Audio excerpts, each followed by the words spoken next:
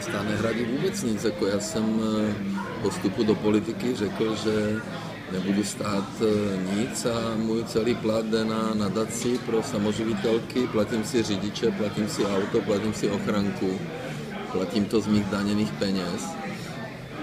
No celá cesta do Ameriky, jako i pro váš jako tým, je placena z vašich peněz? No není žádný tým. Pan Brown žije ve Spojených státech a my přece tady platíme velvyslance Gandeloviče.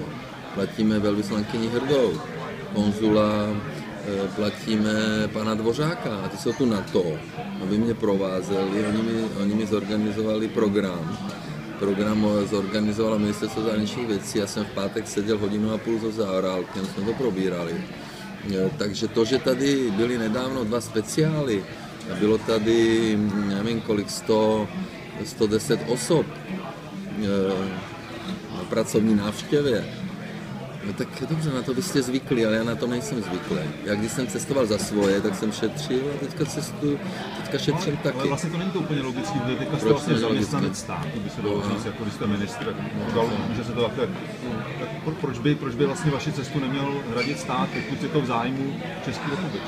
Protože já jsem řekl, že ten stát nebude stát nic a jel jsem s manželkou a kdybych si to nechal zaplatit, tak pan Aniš bude psát, že moje manželka parazituje na státě, tak jsem chtěl s ní spát v jedné ložnici, tak jsem si dovolil to zaplatit.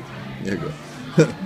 Ale taky jak jsem to dobře pochopil, tak váš soukromý program bude vlastně až v Las Vegas. Jako, já mám, samozřejmě. Ale jestli to nešlo udělat třeba tak, tohle to je státní záležitost.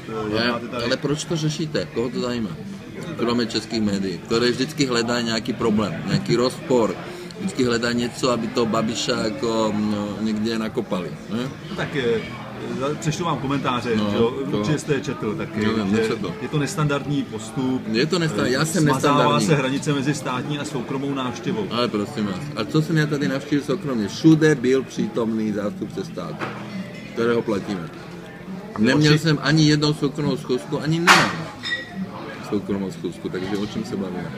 Vaše Lidové noviny napsali, nevím, kdo to přesně teda napsal, není to košer z pohledu férové politické soutěže. Na tom něco je, protože... Jaký politické soutěže? No, protože vy máte peníze na to, abyste si to radil, to je pro voliče, to určitě bude zajímavé gesto, řekl bych téměř populistické, ale nikdo jiný takovou možnost nemá, kdo je v politice, protože nemá... Ale pane kolego, měli ty politici spravovat tu naši zemi pořádně. Já bych nikdy nešel do politiky. Proč to naše hnutí dostalo tolik procent? Proč lidi jsou znechutěni s politikou? Proč tu máme stále jednu garnituru politiku od revoluce, která tady něco povídá a co jako? A budete si chtít takhle hradit i další svoje cesty? Jako, já jezdím do Bruselu, já jsem to hradil protože jdu s manželkou. Ano, proto jsem si to uhradil.